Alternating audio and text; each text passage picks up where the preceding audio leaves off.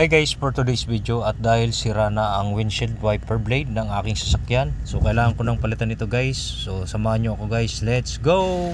Una guys, iangat muna natin yung dalawang wiper arm prior sa pagtanggal ng existing worn out blade. So iangat din natin guys itong wiper clip. So makikita nyo guys, inangat ng aking kamay. And then hihilain natin yan pababa at i-twist pahila. So ayan guys, sundan nyo lang.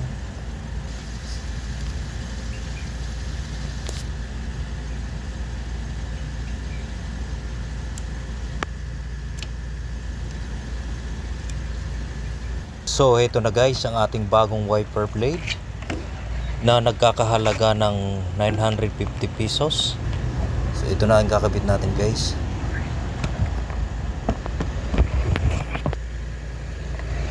Sa pagkabit naman guys, ito panoorin nyo guys kung paano kabit ang ating bagong windshield wiper blade. So ito guys, idiin lang natin sa kanyang groove and then hatakin pataas.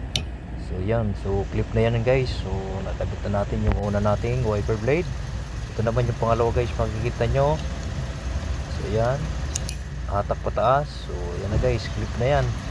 So may bago na tayo guys na windshield wiper blade. So, thank you for watching, bye.